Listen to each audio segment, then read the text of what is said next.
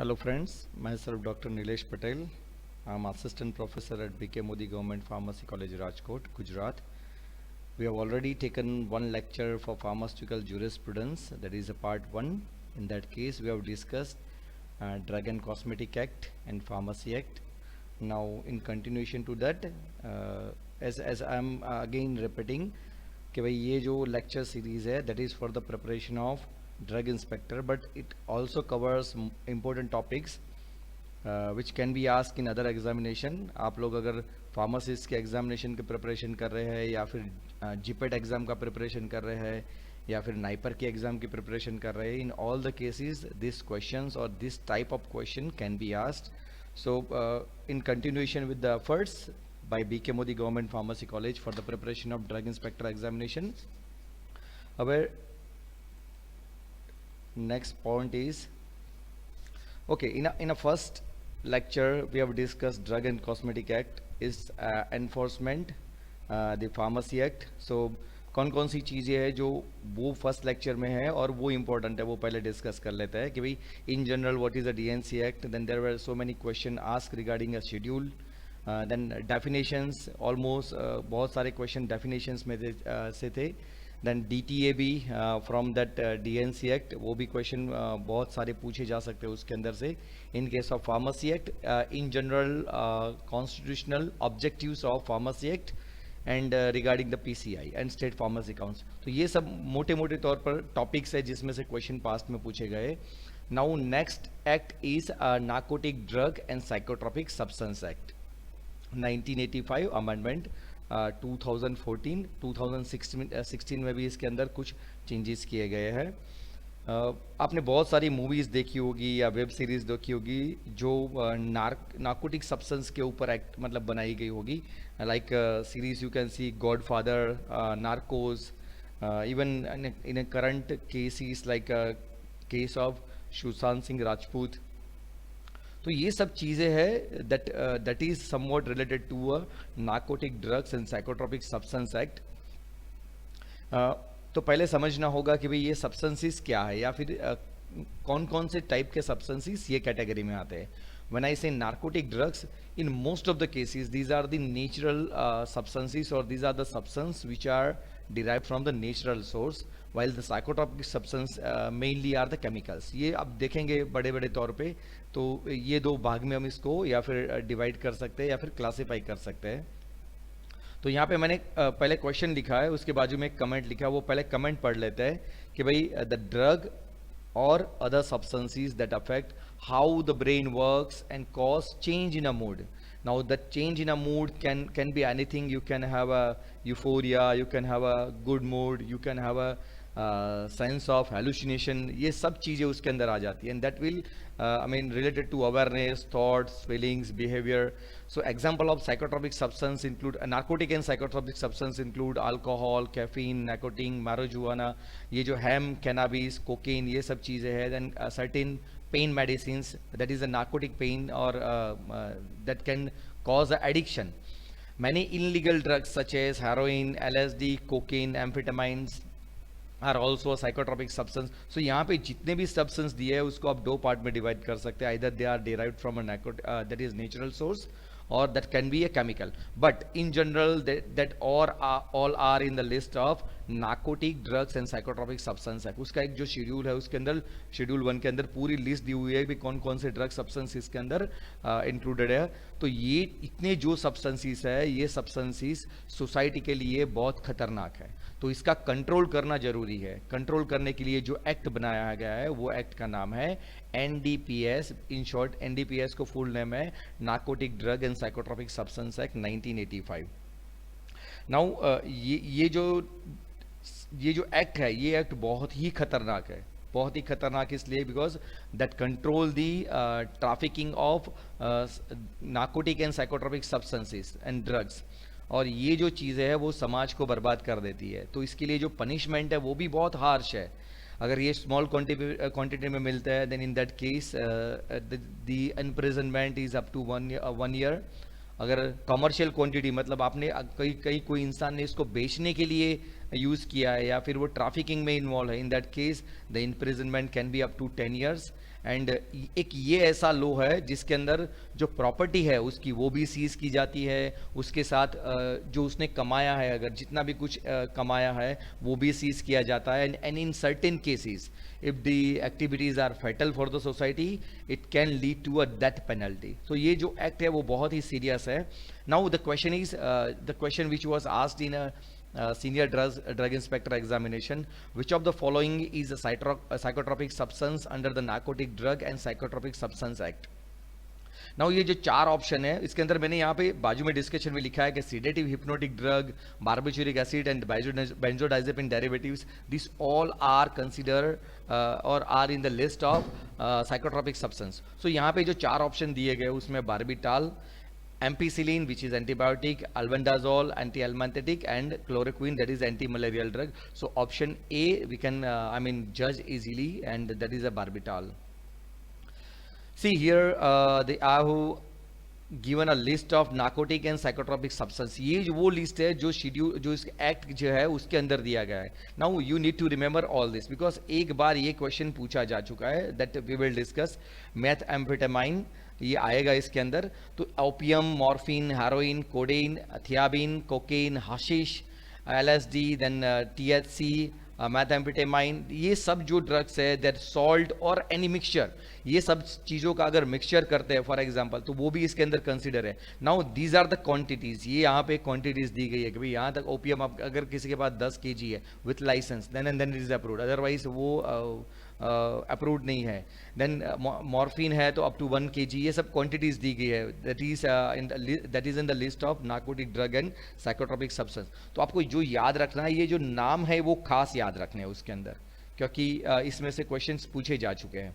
Now if you move to the next slide,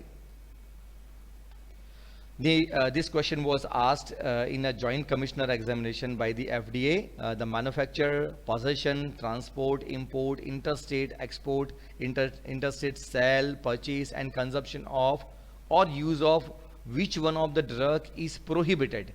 तो ये सब जो लिस्ट है इसके अंदर ट्राइजोलाम इसके that is available at medical store, nitrazepam available है, नन ऑफ द अबव। लेकिन ये जो पहला वाला ड्रग है methacation, that is in the list of prohibited drugs, so the right answer is methacation।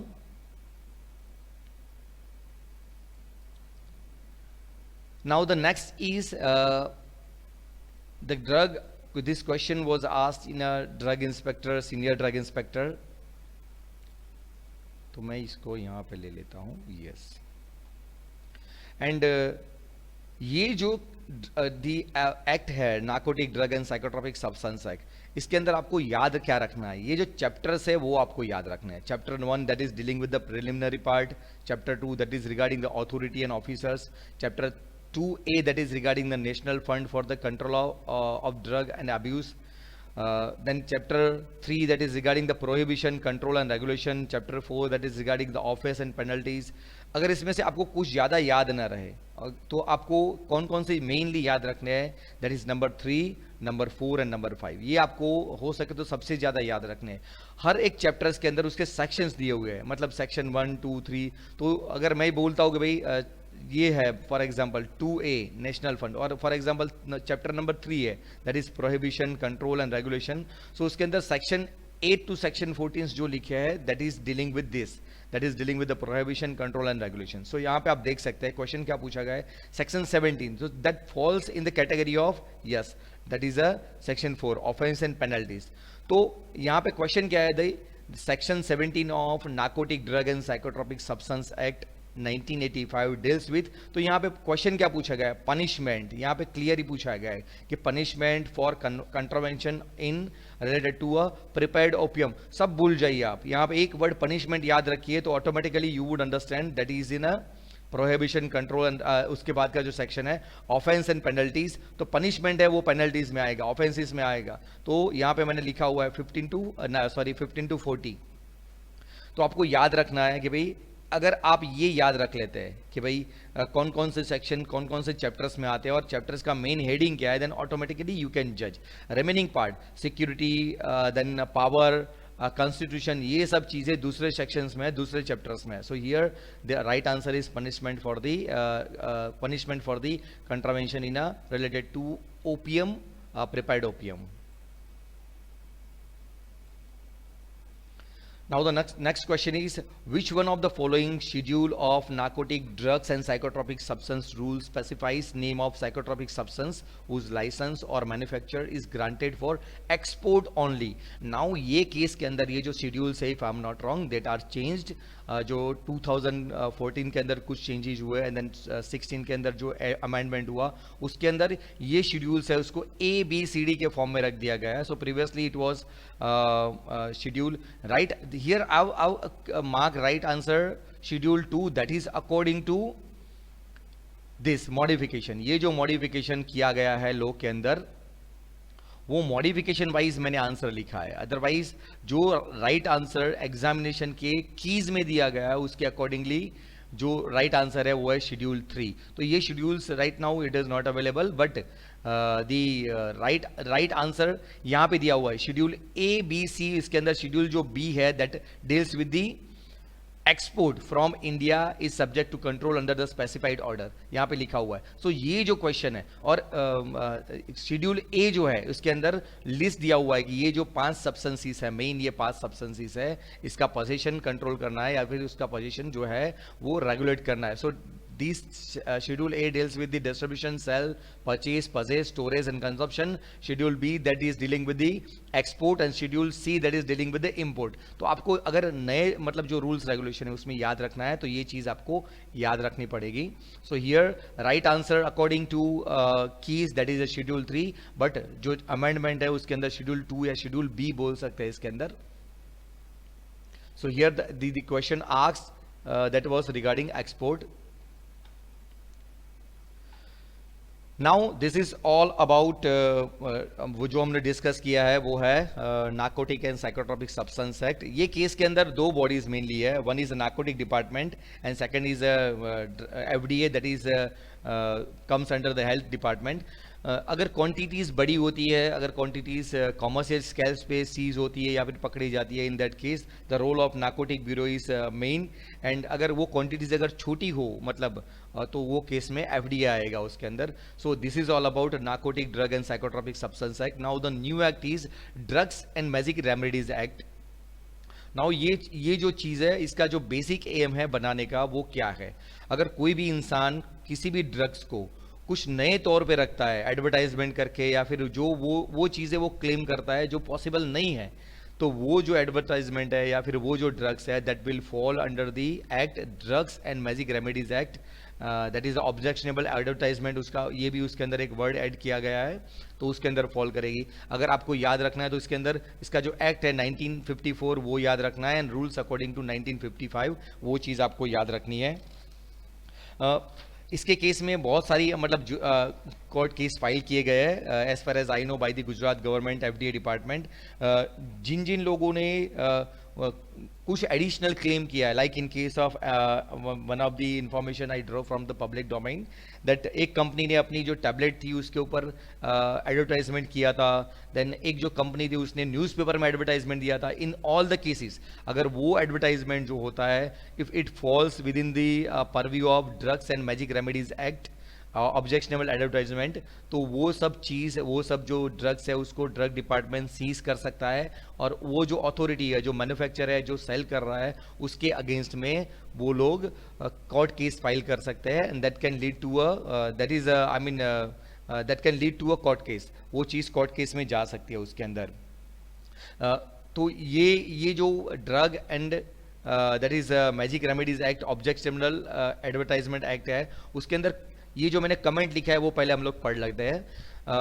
The drug and magic remedies objectionable advertisement act 1954 is an act of Parliament of India which controlled advertisement of drugs in India. Means अगर किसी भी drug के case में अगर आपका जो advertisement है वो ऑब्जेक्शनेबल है तो वो ये केस वो ये लॉ के अंदर फॉल करता है. It prohibit advertisements of drug and remedies that claim to have magical properties. मगर मैं बोल देता हूँ कि भाई ये ड्रग खाने से आप सीधे चांद पे जा सकते हैं, या फिर एक दूसरे से 100 किलोमीटर दूर से बात कर सकते हैं, अगर ये ड्रग खाने से आपकी हेयर ग्रोथ, अगर बाल्ड है फिर भी वापिस आ जाएंगे, और any which is related to male female sex organ और अ प्लेजर, तो ये सब चीजें हैं वो ये जो एक्ट है उसके अंदर फॉल करती है. और मेकिंग और डूइंग सो अ कॉग्निजिबल ऑफेंस, वो एक कॉग्निजिबल ऑफेंस हो सकता है, और उसके अंतर्गत वो इंसान वो फर्म के अगेंस्ट में कोर्ट केस फाइल किया जा सकता है. So here the question which was asked in a senior drug examination, which of the following statement is not correct. आपको ये not correct मैंने underline किया है. Now ये चीज़ आपको बहुत याद रखनी है. मैंने which I have noticed in case of pharmaceutical jurisprudence, many question they have given a contradiction. I mean कि भाई वो चीज़ उसने not correct, not included वो फॉर्म में दिया हुआ है. तो ये चीज़ आपको खास याद रखना है. Not correct in respect of the drugs and magic remedies act. तो कौन कौन सी चीज है वो करेक्ट नहीं है. Number 1, that is a registered medical practitioner, that is a doctor can advertise a magic remedies for treating a headache. तो कोई डॉक्टर को भी ये हक नहीं है कि भाई वो कोई भी ड्रग के लिए कोई मैजिक रेमेडीज के फॉर्म में उसका एडवर्टाइजमेंट करे. The advertisement claiming to cure cancer in a mouth is a punishable, नहीं, वो चीज़ नहीं है. I mean you can claim कि भाई हाँ ये चीज़ है, ये ट्रीटमेंट से mouth cancer can be cure, वो आप रख सकते हैं उसके अंदर. That should have a scientific database, that should be pass through a clinical trials, and वो अथॉरिटीज जो भी है FDA उसका पूरा परमिशन लाइसेंस लिया होना चाहिए. वो केस में ये चीज़ है वो पनिशेबल नहीं है. Then the mantra and kavacha are not included in the definition of magic remedies. नहीं, मैजिक रेमेडीज का जो डेफिनेशन है उसके अंदर मंत्रा एंड कवचा वो इंक्लूडेड है. फॉर एग्जांपल मैं बोलता हूँ ये 10 मंत्र बोलने से आपके जो सर के बाल है वो वापिस आ जाएंगे, या फिर आपका जो दूसरा जो कोई भी प्रॉब्लम है वो सॉल्व हो सकता है. Then that is not permitted. ये जो चीज़ है वो डेफिनेशन में इंक्लूड की गई है. So here the right answer is both D A and C. यहाँ पे जो ऑप्शन डी दिया गया है उसके अंदर लिखा गया है कि भाई बोथ ए एंड सी. तो मैंने यहाँ पे जो डेफिनेशन दिया गया उसके परव्यू में आ जाएगा. The next I have also included कि भाई कौन कौन सी चीज है कि भाई जो ये जो एक्ट है उसके अंदर इंक्लूडेड की गई है. The act has been pass with the M. ये जो एक्ट है वो किस एम, किस ऑब्जेक्टिव के साथ पास किया गया? To control certain types of advertisement related to drugs. Second, to prohibit certain kind of advertisement related to magic remedies which falsely claim or mislead to the public. वो चीज़ें जो है वो गलत से क्लेम की गई हो या फिर पब्लिक को मिसलीड कर रही हो. And last one, to provide a matter related to therewith. ये कोई भी मैटर या कोई भी इंफॉर्मेशन, ये जो चीज़ अपने जो सेक्शन जो ऊपर दो पॉइंट्स लिखे गए उसके अंदर फॉल करता हो. तो दो डेफिनेशंस दी गई है उसके अंदर आपको याद रखना है. मैजिक रेमेडीज इंक्लूड तलिस्मान्स, देन मंत्रा, कवचा. कोई भी चीज़, ये सब चीज़ों के थ्रू अगर आप क्लेम करते हो कि भाई डायग्नोस हो सकता है या फिर क्योर हो सकता है, या फिर आप वो किसी भी बॉडी पार्ट फंक्शन को अफेक्ट करे ऐसी कोई एडवर्टाइजमेंट देते हैं, that is for the human being और फॉर द एनिमल, तो ये सब चीज़ें मैजिक रेमेडीज के अंदर इंक्लूड की गई है. ये that is not permitted. And second part is advertisement. कौन सी चीज़ है जो आप एडवर्टाइजमेंट में क्लेम नहीं कर सकते? That includes any notice, circular, label, wrapper or any other document, and any announcement made orally or by any means of producing or transmitting light or sound, smoke. कुछ भी चीज़ से, फॉर एग्जांपल मैं एक aeroplane से smoke बनाता हूँ आकाश में और कुछ चीज़ एडवर्टाइजमेंट करता हूँ, या फिर लाइट और साउंड शो से रख के कोई चीज़ का एडवर्टाइजमेंट करता हूँ, अगर वो एडवर्टाइजमेंट ये अपना जो मैजिक रेमेडीज एक्ट है उसके अंदर फॉल करता है, then it is not permitted. So these are the some basic information regarding the drugs, magic remedies, objectionable advertisement. This subject to the provision of the act. ये चीज़ भी आपको याद है. publication or any advertisement referring to, अगर कोई भी इंसान कुछ भी publication करता है और कुछ भी advertisement करता है, कौन कौन सी चीज़ों के लिए? तो 4 चीज़ें यहाँ पे मैंने मेन इंक्लूड की है. One is a procurement of miscarriage in woman और प्रिवेंशन ऑफ कंसेप्शन. तो अगर कोई भी इंसान कोई भी फॉर्म में इसका एडवर्टाइजमेंट करता है, then it is not permissible. Then that is to improvement of the capacity of human being for sexual pleasure, तो वो भी permissible नहीं है. Then third one is a correction of menstrual disorder, वो भी permissible नहीं है. And any disease which is given in the schedule J, schedule J एक पूरा DNC एक्ट में दिया गया है, उसके अंदर दिया गया है कि भाई these are the disease which is incurable, उसका क्योर अवेलेबल नहीं है. तो अगर वो चीज कोई देता है, then all these things are not permitted and that will fall under the objectionable advertisement. तो अगर हम नेक्स्ट क्वेश्चन को देखें, ये एक मैंने यहाँ पे पिक्चर लिखा हुआ है, इसके अंदर जितनी भी चीज एक दी गई है, that is not permitted. How to grow hair और a new Brazilian pills to stop menstruation और हर्बल मेडिकल, उसके अंदर विटिलगो के लिए ट्रीटमेंट दिया गया, that is also not permissible. और natural treatment for the psoriasis, वो भी परमिसेबल नहीं है. तो these all are not permitted and these are the fall under the category of objectionable advertisement. Now the question which was asked for the Deputy Commissioner examination, which one of the following advertisement are prohibited? You need to remember the word prohibited under the Drug and Magic Remedies Act, Objectionable Act, Advertisement Act, that is 1955. Advertisement of drug claim to prevent conception in a woman आ गया, वो permitted नहीं है. Then advertisement of drug claim to correct menstrual disorder, वो भी permitted नहीं है. Then option C, that both A and B, so that is a true. ये जो ऊपर की दो चीज है वो दोनों permissible नहीं है, permit नहीं करता है गवर्नमेंट या फिर act. So the right answer is option C.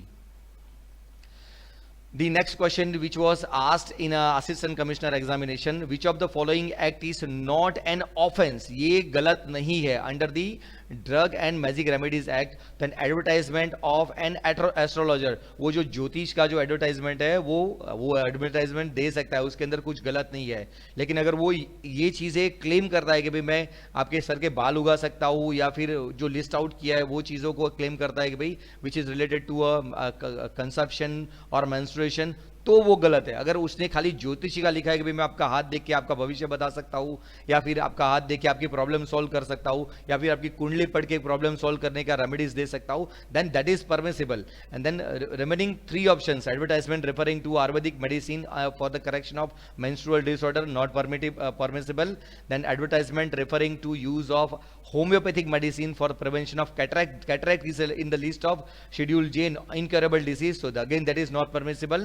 Advertisement referring to the use of Unani drugs for the treatment of prevention of AIDS, again these are no data is available from the Unani drugs, so they cannot claim for the treatment of AIDS. Now एक चीज आपको याद रखनी है, कभी कभी Ayurvedic medicine, homeopathic medicine और यूनानी मेडिसिन वो मेडिसिन एडवर्टाइजमेंट कर सकती है, लेकिन that is mainly for the preventive part, वो आपको प्रिवेंशन के पार्ट में रख सकते हैं. लाइक आई कैन से कि भाई ये दवाई खाने से आपकी डायबिटीज क्योर नहीं हो रही, लेकिन आपको फायदा हो सकता है, प्रिवेंट हो सकती है, इसके बेनिफिट्स अवेलेबल है. अगर वो ड्रग के साइंटिफिक डेटा और क्लिनिकल ट्रायल्स के डेटा पब्लिक डोमेन में अवेलेबल है, अथॉरिटीज के साथ अवेलेबल है, then they can give, but they can not can claim incurable disease और anything which is related to a conception और मेंस्ट्रुएशन और सेक्सुअल प्लेजर. ये सब चीजों के साथ अगर रिलेटेड है, शेड्यूल जे के साथ रिलेटेड है, तो वो लोग नहीं दे सकते इसका advertisement, and that fall within the category of objectionable advertisement. Now this question which was asked in the joint commissioner examination, which one of the following act is not down, is not an offense, वो offense नहीं है. कौन सी चीज offense नहीं है under the drugs and magic remedies act? Discussion regarding use of drug in a TV, वो that is I mean in a public domain, that हम लोग बहुत सारे हम लोगों ने एडवर्टाइजमेंट देखे हैं या फिर टीवी डिबेट्स दिखे हैं जिसके अंदर डॉक्टर्स बोलते हैं कि भाई how we can have a safe use of drugs और how we can I mean prevent misuse of drugs. हम लोग कोरोना के अंदर कौन कौन सी ड्रग्स हमको लेनी चाहिए डॉक्टर के प्रिस्क्रिप्शन के साथ, या फिर उसको कैसे लेनी चाहिए, तो ये सब डिबेट्स अवेलेबल है. Apart from that, advertisement referring to the use of drugs for the improvement of the capacity of human being for the sexual pleasure, that is not permissible. Advertisement referring to the use of homeopathic medicine for the prevention of fever, that is again not permissible. Advertisement referring to the use of Unani drugs for the treatment of prevention of AIDS, treatment और prevention of AIDS, that is again not permissible. So the right answer is option A. Here we have discussed, that is regarding the drugs and magic remedies objectionable advertisement act. And now the next section or next act is a drugs price control order 1995 amendment 2013। Now ये जो act है उसका जो main purpose है वो purpose है, just mean हम लोग पहले डिस्कस कर लेते हैं कंटेंट। इसका एक ही क्वेश्चन पूछा गया है, सो पहले we will discuss content and then we will solve. The pricing of drug is administered under the regulation done by the government under the provision of drug price control order DPCO, and that is also one authority, that is the NPPA, that is a National Pharmaceutical Pricing Authority। ये जो दो authorities and लो है DPCO, उसके अंतर्गत इसको control किया जाता है। Now everyone knows the drugs are essential part। अगर आप कोई ड्रग आपको महंगी मिलती है तो वो केस में that will not be affordable by the all section of people across the India। तो गवर्नमेंट उसको कंट्रोल करती है और बनाती है, उसको अफोर्डेबल प्राइस पे बनाती है। जो एसेंशियल ड्रग्स है उसका प्राइस कंट्रोल करती है, अदरवाइज जो मैन्युफैक्चर है, जो कंपनीज है, will sell it at a higher price for the higher profit. तो जो गवर्नमेंट है वो इसको कंट्रोल करती है। Some of the important provision appeared in the DPCO 1995 are as follows. Number 1, exemption from the price control to new drug, new bulk drug produce through the indigenous research. अगर कोई चीज़ India के अंदर बनाई जाती है और रिसर्च की जाती है तो वो केस के अंदर Indian government either that can be control through the patent act के अंदर भी कंट्रोल किया जा सकता है। Up to 20 years they can charge their royalties, they can have a royalty. But अगर इंडिजीनियस रूट से अगर कोई रिसर्च हुआ है इंडियन गवर्नमेंट तो उसको एग्जम्पशन देती है। Then simplifying that forms and information to be submitted, जो DPCO के जो फॉर्म्स है उसका simplification, reducing the number of forms again, then stipulation of the time limits of 2 months for the deciding application, वो जो application procedure है उसके अंदर। but the main part is उसका प्राइस जो है वो essential drugs के अंदर कंट्रोल। ऑब्जेक्ट क्या है उसका? to achieve adequate production। For example अगर कोई कंपनी ये जो ड्रग का जो प्रोडक्शन है वो सफिशिएंट तौर पे नहीं कर सकती है तो वो केस में ये गवर्नमेंट भी बोल सकती है। एंड अगर फॉर एग्जांपल मेरे पास कोई कंपनी है, मेरे पास वो कंपनी के अंतर्गत मुझे एक ड्रग का लाइसेंस मिला हुआ है, मेरे पास उसका पेटेंट है, पर मैं उसको प्रोडक्शन सफिशिएंट तौर पे नहीं कर सकता, रिक्वायरमेंट 1 लाख डोज की और मेरा प्रोडक्शन 10,000 डोज है, वो केस के अंदर government compulsory license under the patent act they can give a compulsory license to the other companies, और वो जो प्रोडक्शन है उसको गवर्नमेंट एडिक्वेट प्रोडक्शन हो वो चीज को कंट्रोल कर सकती है। to ensure or regulate the equitable distribution, again to maintain and increase the supply of drugs and to make these available at fair price। ये लास्ट वाला जो है चीज वो मेन ऑब्जेक्टिव है DPCO का और NPPA का कि भाई जो भी चीज है अगर वो ड्रग है तो वो अफोर्डेबल फेयर प्राइस पे अवेलेबल होना चाहिए। So the question which was asked, which of the following is the function of NPPA, that is the National Pharmaceutical Pricing Authority? Number 1, to collect and maintain the data of production, export, import, market share and of the individual companies, profitable companies, etc. for the bulk drug and the formulation, yes, that falls in the purview of NPPA. To implement and enforce the provision of drug price control order in accordance with the powers delegated to it, yes, उनको जो भी powers दिए गए हैं under the drug price control order जो भी enforcement हो सकता है तो वो enforce करना है। To monitor the availability of drugs, yes, drugs public domain में sufficient amount में sufficient supply होना चाहिए, वो भी उनके purview में आता है। So the right answer is all of the above, that is the option D. Already we have discussed this. The major initiative by the NPPA, NPPA का एक क्वेश्चन पूछा गया इसलिए मैंने थोड़ा बहुत इसके अंदर ऐड किया है। The NPPA was established to fix, revise the price of controlled drugs and formulation and to enforce price and availability of medicine। सब चीज़ आ गई, उसका प्राइस भी कंट्रोल करना है और उसका अवेलेबिलिटी भी उसको मेंटेन करना है। Then the organization is also entrusted with the task of recovering amounts overcharged by the manufacturer. अगर किसी मैन्युफैक्चरर ने वो दवाई सेल करके ज्यादा पैसे कमाया है और वो ड्रग अगर वो गवर्नमेंट कंट्रोल कर रहा है और उसका फेयर प्राइस गवर्नमेंट ने लिखा है that you can not sell beyond this price, in that case the government can recover that overcharge amount from the manufacturer, तो वो भी NPPA के अंडर में आएगा।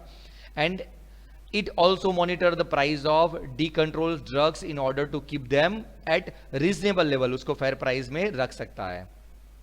The next act is the medicinal and toilet preparation excise duty act, that is 1955. Now ये जो act है, ये जो act बनाया गया है, उसके अंदर main जो concern है वो है alcohol, that is ethyl alcohol specifically.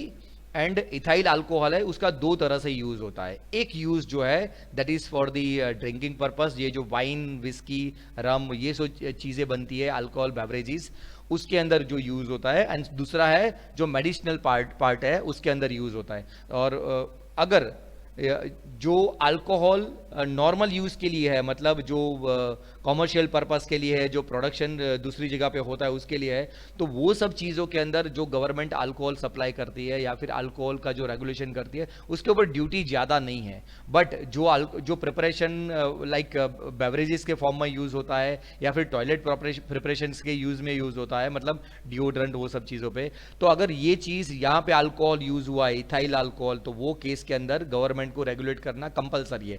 क्यों?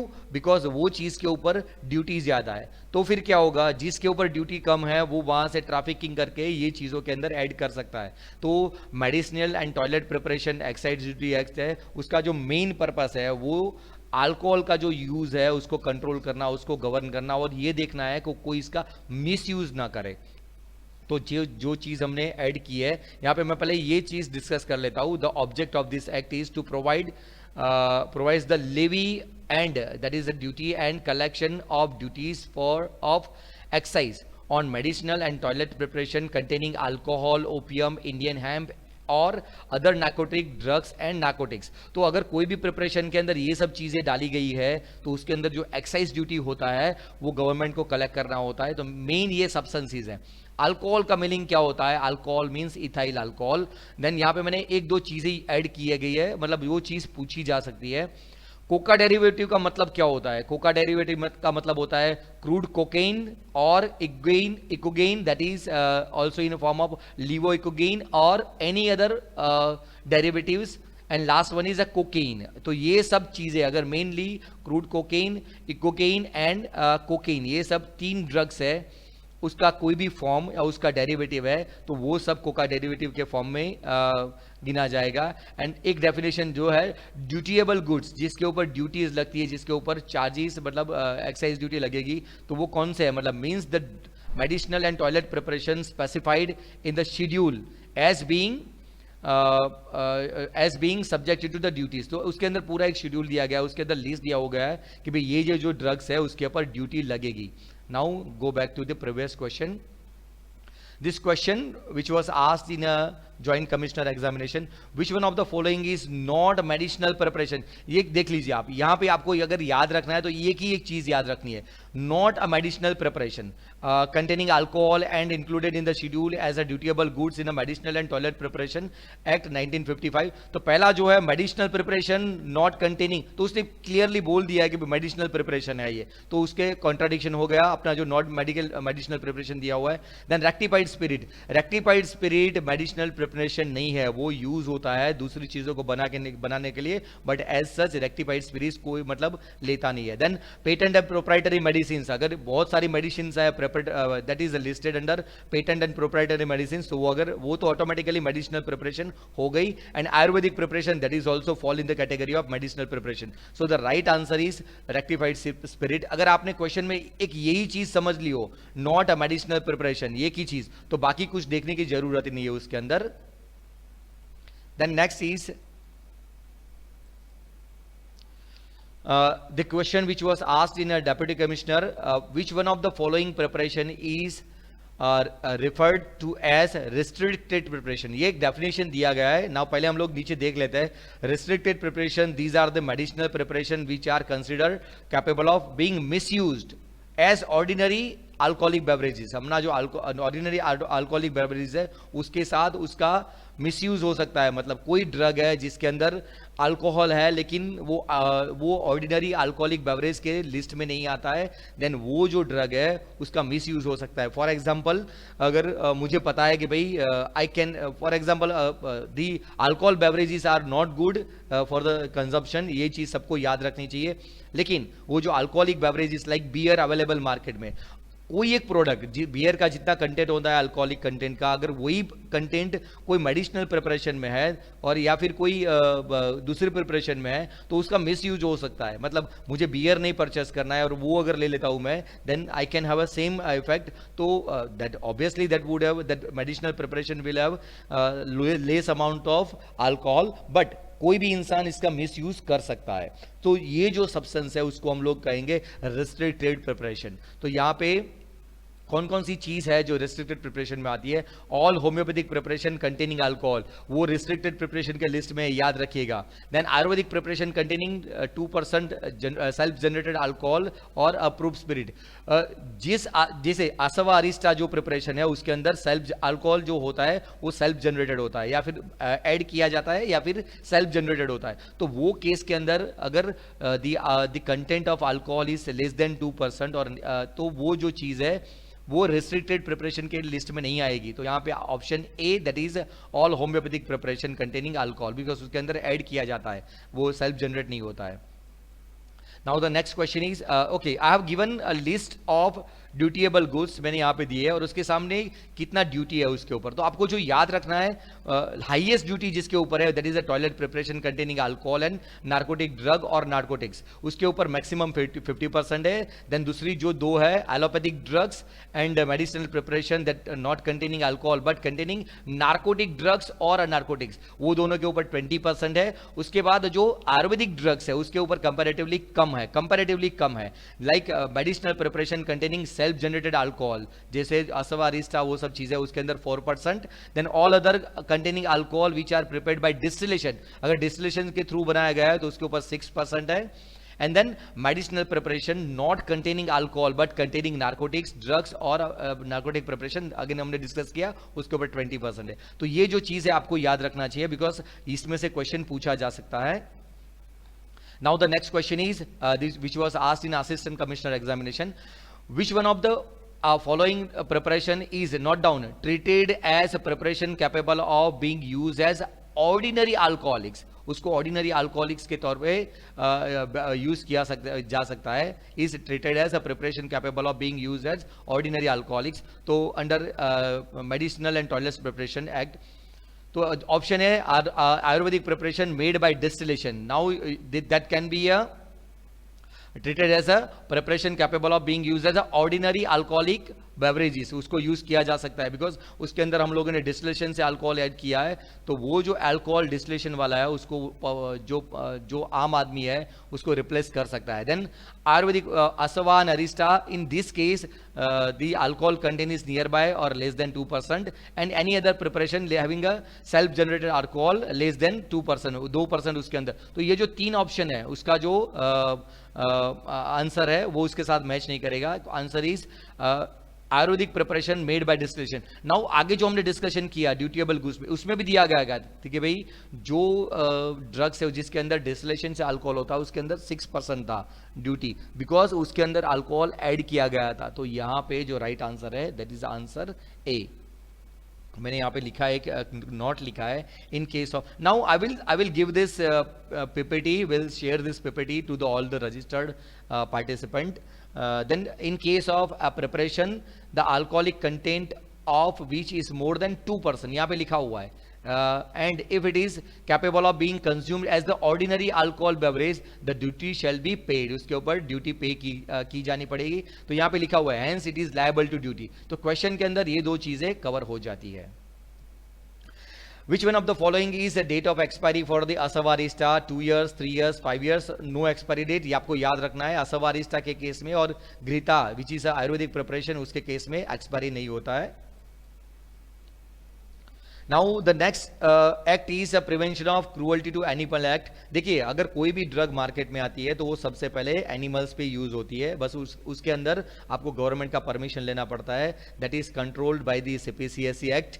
आपको अगर कोई भी एनिमल के ऊपर टेस्टिंग करना है तो आपको उसके परमिशन लेनी पड़ती है, and then you can have a testing. उसके अंदर भी जो मेन फंडामेंटल्स है, ये जो एक्ट बनाया गया उसका जो मेन स्पिरिट है वो है कि हमको एनिमल को कोई पेन पहुंचाना नहीं है. हमको जो भी करना है वो मोरल ग्राउंड पे, इथिक्स के दौर पे करना है. अगर मैं कुछ भी ऐसा करता हूं कि जो like I am causing pain to the animal which can be avoided, in that case that falls in the category of ethics, or would that fall in the category of prevention of cruelty to the animal act 1960. Now the question which was asked in a तो ये जो question है, ये question prevention of cruelty act and code of ethics, ये दोनों question, ये दोनों act के जो क्वेश्चन है या फिर जो दोनों चैप्टर्स के जो क्वेश्चन है, उसके अंदर आपको एक ही चीज याद रखना है, वो है मोरल एंड इथिक्स. अगर कोई चीज मोरली गलत है तो वो चीज हमको नहीं करना है. So here the question is, which one of the following is are cruelty to animal, willfully or and unreasonably administered or administration of an injurious drug to the animal. अगर वो ऐसी कोई गलत चीज है that can cause injury to the animal, अगर वो मैं उसको animals को देता हूँ जो मुझे पता है कि ये चीज गलत है, then that is not permissible, that falls within the category of cruelty to the animal. Then second is experimental or experiment on the animal for the purpose of advancement by the new discovery which will be useful for saving the life of human being. हम लोग जितना भी experiment pharmacology में animal lab में करते हैं, that falls under the category of experiment. तो आपको यहाँ पे वर्ड याद रखना है. अगर आप कोई भी ऐसा एक्सपेरिमेंट करते हो जिसके अंदर चांसेस है कि भी आगे जाके कोई आप नवी दवाई फाइंड आउट करे that can be helpful for the human beings और द एनिमल, तो वो परमिसिबल है. Experiment on the animals for the purpose of advancements or by the new discovery which will be useful for saving the life of animals. अगर आप दोनों चीजें, human being और animal, उन दोनों की लाइफ सेव करने के लिए अगर आप कोई भी एक्सपेरिमेंट करते हो, that will not fall in the category of prevention of cruelty act. So the here right option is answer A. Then the food safety act, उसके अंदर एक क्वेश्चन पूछा गया एज पर द सेक्शन 22. मैंने कुछ add नहीं किया है उसके अंदर. As per the section 22 food safety and standard act 2006. तो आपको ये नाम याद रखना है एंड वो 2006 याद रखना है. Food for the special dietary use may be formulated except. सभी चीज का फूड आप बना सकते हो, पाउडर बना सकते हो, ग्रेन्यूल्स बना सकते हो, कैप्सूल्स बना सकते हो, सब कुछ बना सकते हो food under the food safety and standard act.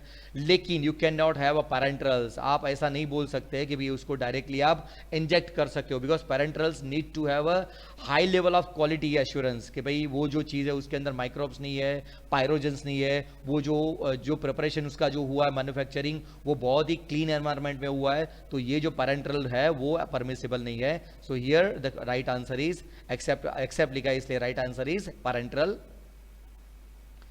Then the code of ethics, उसके अंदर एक question senior drug inspector examination में पूछा गया है. मैंने आपको बोला कि भाई हर चीज में आपको पर the code of pharmaceutical ethics which one of the following is are acceptable ethical practice. तो here the right answer is pharmacist can render a first aid in emergency with I think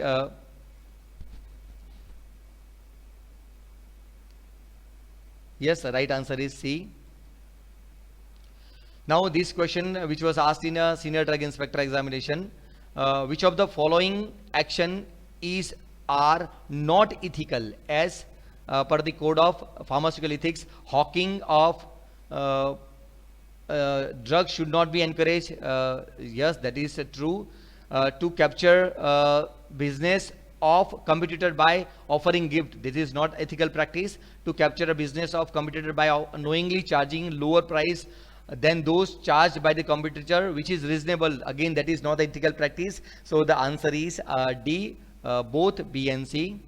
So this is all about the question which can be asked from Narcotic Drug and Psychotropic Substance Act, then drugs and magic remedies, objectionable advertisement, Medicinal and Toilet Preparation Act, then the prevention of cruelty to the animal, yes, and the drug price control order, and what are the ethical practices. These all the questions which were asked from this section. You can, if for any query or for any question, you can mail to the my email ID, which is I've given here. Thank you very much.